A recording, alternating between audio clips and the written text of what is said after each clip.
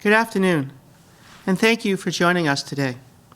Here is our latest update on COVID-19 for Pennsylvania. As of 12 a.m. this morning, we have 1,145 new cases of COVID-19. This brings our statewide total now to 26,490 Pennsylvanians that have tested positive for COVID-19 in all 67 counties in Pennsylvania. Approximately 1,327 of our total cases are now in healthcare workers. Tragically, we have now had 647 deaths among those who have tested positive for COVID-19. And to date, all of the deaths have been in adult patients. As of noon today, hospitals are reporting that approximately 2,392 Pennsylvanians are currently hospitalized due to COVID-19. This is about 10% of our total count, and this number has been very stable. 662 of those hospitalized have required the use of ventilators or breathing tubes. Across our healthcare system, approximately 41% of hospital beds, 39% of intensive care unit beds, and nearly 70% of all ventilators are still available. We have been working to get more refined and accurate data on one of our most vulnerable communities, those living in long-term care living facilities such as nursing homes and personal care homes. Our team has done a quote-unquote deep dive into the information provided by facilities, laboratories, and healthcare providers, as well as information from our response teams. As a result, our case count of impacted facilities and cases in these facilities has increased substantially. Today, we are able to report that we have 3,316 cases of COVID-19 in 297 distinct locations in 33 counties. Again, these are our long-term care living facilities. A county-by-county breakdown of this data is now available in the data section of our website at health.pa.gov. 324 of our total deaths, or approximately half, have occurred in residents in these long-term care living facilities, such as nursing homes and personal care homes. We continue to work closely with these facilities to provide infection control support and personal protective equipment. We must remain vigilant on two fronts to help protect this vulnerable population. First, the Department of Health, coordinating with the Department of Human Services, are working closely with all long-term care and personal care facilities to make sure that they have what they need to continue to care for patients and protect as much as possible, again, this vulnerable community. Second, we all have to continue our social distancing efforts. The Pennsylvanians who provide care to this community and the residents in long-term care living facilities need you to stay home to stop the spread of this dangerous virus, COVID-19, in Pennsylvania. Now, here are my daily reminders. Please wash your hands with soap and water for at least 20 seconds, or the time it takes to sing Happy Birthday twice. Or use hand sanitizer if soap and water are not available. Cover any coughs or sneezes with your elbow, not with your hands. And please don't touch your face, especially after touching surfaces. Clean surfaces frequently. And if you have to go out for life-sustaining activities, please wear a mask if you're going to come in contact with others. These everyday prevention measures can help slow the spread of this dangerous virus, COVID-19, and give hope to our families and our communities that we will recover together. If you have questions about your health, please contact your health care provider. And if you need mental health resources because you or someone you know is experiencing a mental health crisis, please contact the crisis text line by texting PA to 741-741 or call the statewide support and referral helpline at 1-855-284-2494, or again, 1-855-284-2494. For the most reliable information related to Pennsylvania's response, please visit our website at health.pa.gov. And what is most important for Pennsylvanians to remember is stay calm, stay home, and stay safe. And now I would like to turn things over to Governor Tom Wolf. Governor? Thank you, Secretary Levine, and thank you all for joining me. I want to make a special thank you to our sign language interpreters today. They're from the Office of Deaf and Hard of Hearing, and I'm doing this in honor of American Sign Language Day. So thank you for helping us communicate to all Pennsylvanians, including those who have trouble hearing. Now we're continuing to have success flattening the curve thanks to many Pennsylvanians who have made the choice to stay home. And our medical personnel continue to do an excellent job caring for the surge of COVID-19 patients that we are now seeing. Today, I want to highlight the efforts of another set of Pennsylvanians, the workers who are ensuring we have the things we need to survive. This includes grocery store workers, delivery drivers, warehouse employees, truckers, manufacturing workers, and farmers, as well as the many, many other Pennsylvanians who are providing critical and emergency services, such as power plant workers, plumbers, and veterinarians, just to name a few. I speak for all of Pennsylvania when I say thank you for your hard work. Thank you for keeping our lights on. Thank you for keeping our refrigerators stocked. And thank you for keeping us safe. I've asked all Pennsylvanians to show our gratitude by staying home as much as possible. And as Dr. Levine said, wear a mask if you must go out. But you deserve more protection. Today, Dr. Levine signed an order directing businesses to make certain efforts to implement social distancing tactics. And this includes ensuring break rooms and meal areas have enough space for employees to stay at least 6 feet apart, prohibiting non-essential visitors from entering the premises, making signs and information available in the language spoken by employees, conducting meetings and trainings virtually, and mandating that employees wear masks while working. The order also requires businesses to take certain actions if the workplace is exposed to a person who is a probable or confirmed case of COVID-19. This includes implementing temperature screenings and sending home employees with fevers. It includes closing off, ventilating, cleaning, and disinfecting all workspaces and areas that person had used. And it includes notifying employees who were near that person. Finally, it dictates protocols to protect employees and customers alike in retail establishments that have remained open. These are common sense actions like cleaning off carts and hand baskets that most employers have already implemented. As I've said many times, we all have a role to play during this crisis. Our essential workers have stepped up to the plate and are keeping us safe, healthy, fed, and sheltered during this time. And we all need to thank them for doing everything we can to prevent ourselves from spreading the virus to them. That's how we thank them. We need to stay home. We need to wear masks if we go out. We need to wash our hands and to cover our coughs and sneezes.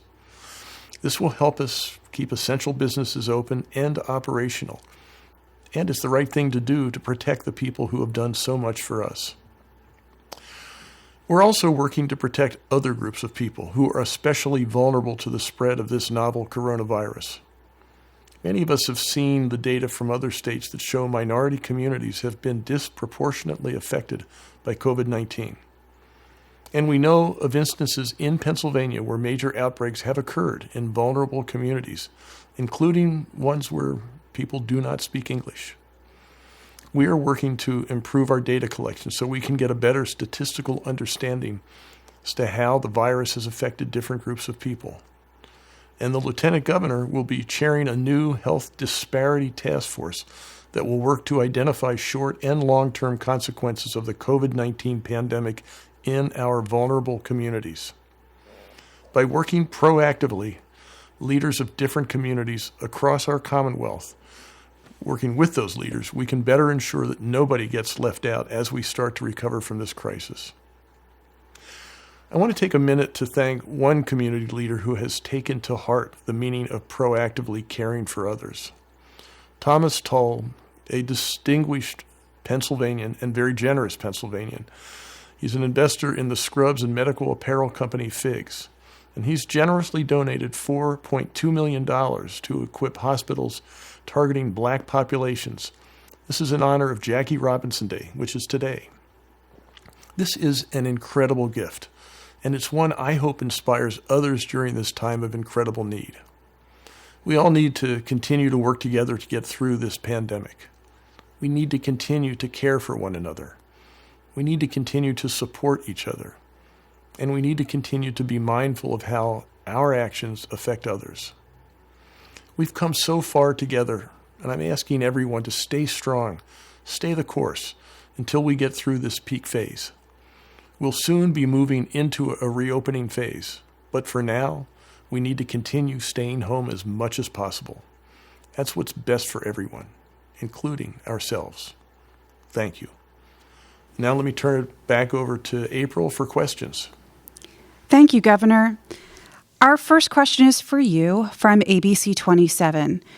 Senate Republicans introduced a bill that would allow county commissioners to decide when to reopen their counties.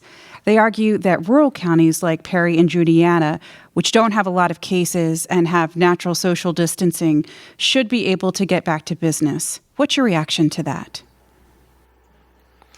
Yeah, I don't support that bill. I think everybody, including the folks who authored and passed that bill, are looking to the next phase, and we all want to get there as quickly as possible. But I think this is something that we all need to do as a Commonwealth, and so I have a concern about handing over the responsibility for opening up, especially in places where we might not be perfectly ready. Pennsylvania is flattening the curve right now, and we're flattening it because everywhere, all across Pennsylvania, we're working together to stay at home, to do the things we need to do. We all need to continue to work together to make sure that we get through this the way we should. Governor, we have several questions from reporters related to Senate Bill 613 from the Capitol Star, Inquirer, NBC 10, CBS 3, WJAC, and KDKA. The questions are around this topic.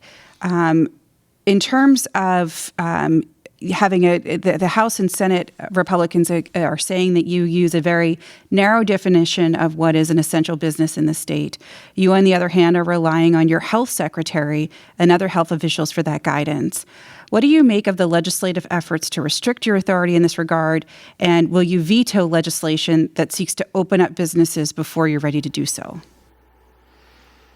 Yeah, actually, we're using, I think, common sense. We're trying to distinguish between essential and non-essential businesses, and uniquely in Pennsylvania, unlike other states and the nation, we're not just handing out a list and saying this is the way it is. We've actually created a waiver program that over 40,000 businesses took advantage of. So we're trying to do everything we can to make sure that we are keeping Pennsylvanians safe, and that we're doing that by staying home. And making sure that the businesses that remain open are absolutely essential. The better job we do here, the sooner we're going to get through this phase and the safer we're going to keep Pennsylvanians. So I think what we need to do is recognize that the course we're on right now is the least bad choice we have to make, and with all the painful decisions that go along with it, it's the right course for Pennsylvania. The next question is for Secretary Levine. From the Beaver County Times, Based on the hospital financial report released by PHC4 today, I'm interested in why the percentage of uncompensated care is so high and how that likely will be significantly higher after this pandemic.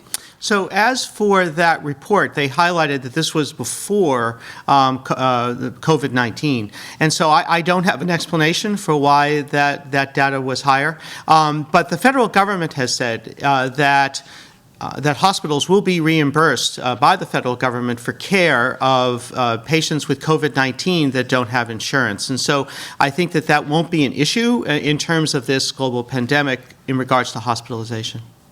Secretary, we have multiple questions about a proposed testing site at Mohegan Sun Arena near Wilkesboro. There are some concerns about it's in an area where there are many shops and restaurants, and that is this actually the location, and were other locations considered? So we have worked very carefully with the Department of Health, with the Pennsylvania Emergency Management Agency, directed by Director Padfield, and so we have determined that this is the best place to hold this mass testing site. There are extensive plans in terms of how to route traffic, et cetera, so that the throughput will be fine, and so we feel very strongly that this is a really good place to have this mass testing site, and we're hoping that we can announce, pretty soon when that's going to open. From the Citizens' Voice, Senator Yudichak issued a statement saying that the health department failed to consult local authorities on the proposed testing site. If it's accurate, why didn't the health department contact first responders and healthcare providers? Mm-hmm. So again, in collaboration with the Pennsylvania Emergency Management Agency, both of us have had extensive contact with local authorities about this site, and many phone calls. And we very much appreciate the Senator's support for all of our efforts. Secretary, from WJAC, we've heard from residents that received COVID-19 tests that their tests are being sent to out-of-state lab sites. Do you think that's the best option for Pennsylvania test sites to be doing when we're trying to get quick results? Mm-hmm. So there are a number of different ways that testing has occurred in Pennsylvania.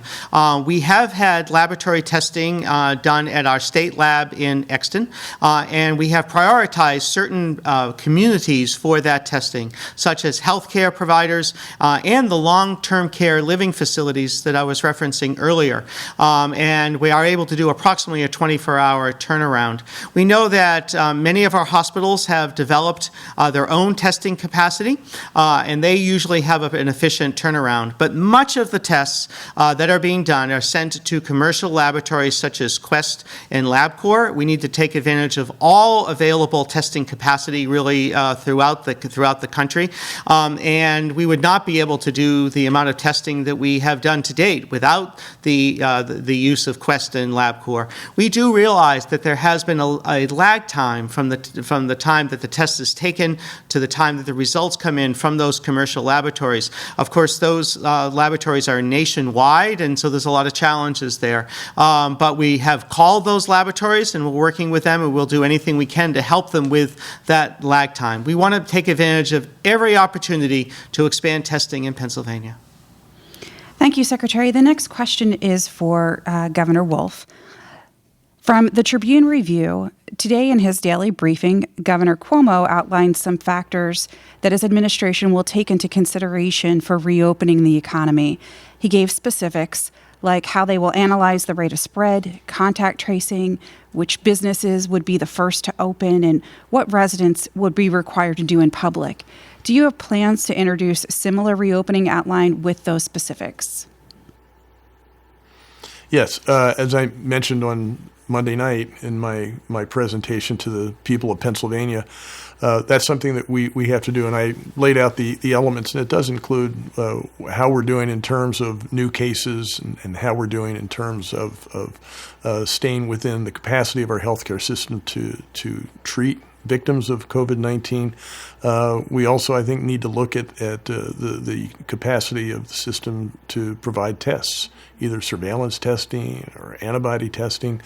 And I promised on Monday night, and I continue to promise, that we will come up with specific guidelines as quickly as we can. Governor, from CBS 3, people are having issues getting their unemployment claims approved. What help is out there for folks who need help now? That is we have 3 million unemployment compensation initial claims that have come in just in the last 2.5 weeks. And that is stretching the capacity of the system in ways that we've never seen before. So what we're doing is to do everything we can to bring more people into the call center, to invest in new technology, which we've already done and implemented to make sure that we can turn requests around more quickly. We've added staff to our mailrooms so that we can get checks out faster. We are not there yet. I readily admit, and the wait time is still too long. But we are committed to doing everything we can to improve that, and we will work tirelessly every day of every week to make sure that we do what we need to do to turn these applications around as quickly as possible. Governor, as a follow-up to that, WTAE asks, an independent study projects that the Unemployment Compensation Trust Fund will run out of money in 11 weeks. How much do you expect to need to borrow to keep the fund afloat, and how much more taxes will businesses have to pay down the road? I'm expecting that we're neither going to borrow or tax, this is a pattern that has happened as a result of the COVID-19 pandemic, and it's affecting every state, every municipality all across the country. And so it's one of the main reasons that the federal government has stepped in. That's where the money is going to be coming from to fund unemployment relief. And the Unemployment Compensation Trust Fund was never set up for this kind of activity. But it's also where the additional $600 per week is going to come from the federal government. So I see the federal government, the stimulus packages, the CARES Acts that have already been passed, and some that may soon be passed, as the salvation of our unemployment compensation system. And Governor, from the Philadelphia Inquirer, many of the Pennsylvanians still permitted to work in person have low and working class incomes. An analysis of the state's life-sustaining businesses shows that a quarter of those workers make less than $30,000 annually, and 2/3 make less than the state's household medium. What's the Wolf administration doing to keep those workers safe and ensure that they are fairly compensated for risking their safety to benefit those of us sheltering at home? Well, there are a couple aspects to that question. The first is we just announced, Secretary Levine and I announced that we have taken specific steps to safeguard the health of workers in each of those categories. We are also urging employers to pay their employees commensurate with the risks that they're all taking. Many of us have heard advertisements from companies like Amazon that are hiring people on the spot and employing them day by day and giving bonuses for people to come to work. So we need to do all these things. This is a tough time, as I said, for people. It's one of actually a very interesting cautionary tale in terms of how fast we can actually get our economy up and running. We need to make sure that we give employees the confidence that they can come to work. We need to make sure that we're providing the compensation, and this is, since most of the jobs are in the private sector, that's the responsibility of the private sector. We need to make sure that customers feel safe coming and buying things. And we need to make sure that owners have the confidence that the economy really is in shape, and that their customers and their employees are going to be healthy. These are things that we've been working on for the last 4.5 weeks, and the Commonwealth will continue to work on those things to make sure that Pennsylvania is set and confident that we can get back to work. Thank you, Governor. The next question is for Secretary Levine.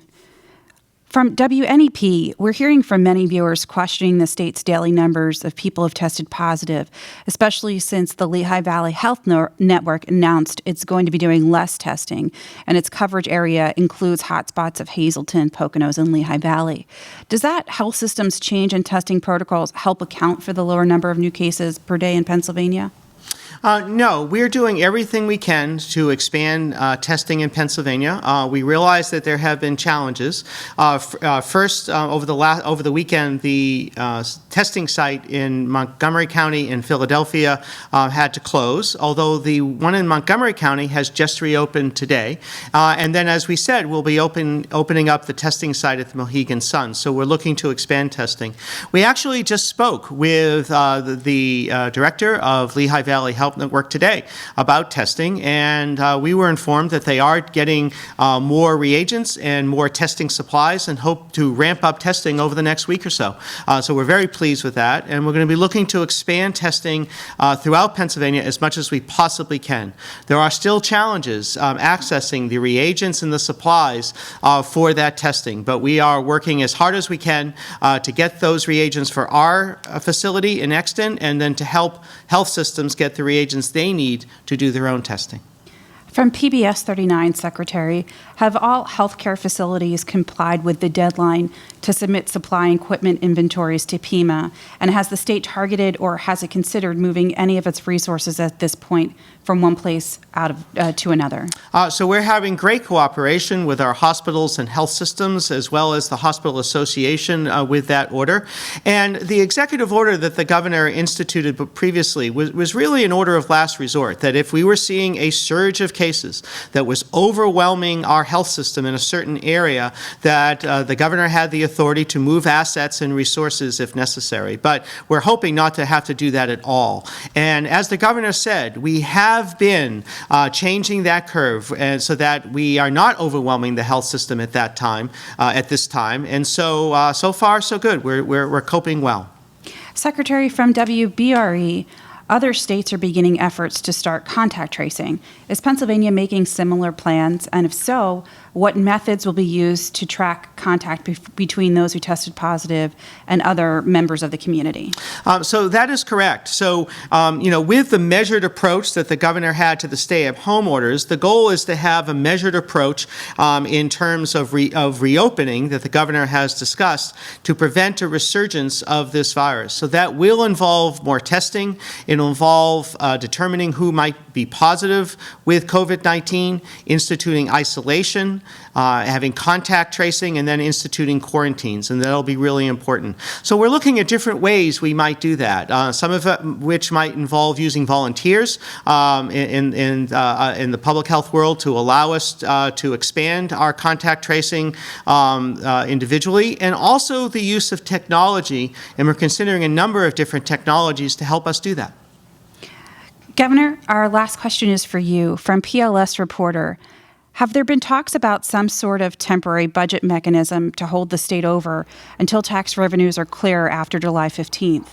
Could the state do what New Jersey did and move the start of the fiscal year back? We're obviously looking at not only the budget moving forward, the 2020-2021 budget, but also the budget we're in right now, the 19-20 budget. And we still have a quarter to go, 3 more months, almost 2.5 more months to go in this budget. So we are having conversations about how we're going to do that. Again, one of the big unknowns at this point remains what kind of money and in what form is the funding going to come from the federal government. Federal government in a situation like this where the economy is absolutely tanked is doing what the federal government should do, I think, and that is making sure businesses, banks, airlines have the liquidity they need, and I think they're looking at states in the same way. We need to have the capacity to administer the programs that the federal government wants to put out. We need to continue to do what we're doing to serve the needs of the people of Pennsylvania, and that's a budget issue that depends on the revenues that we have coming in. But in a period like this, where we have a huge economic meltdown, I think we'll be relying more on the federal government than we have in the past. So I think that's the issue that we're really looking at, and I think that's where the budget conversations are going to proceed. Thank you so much, Governor. That concludes our briefing for today. Our next briefing will be tomorrow. Thank you.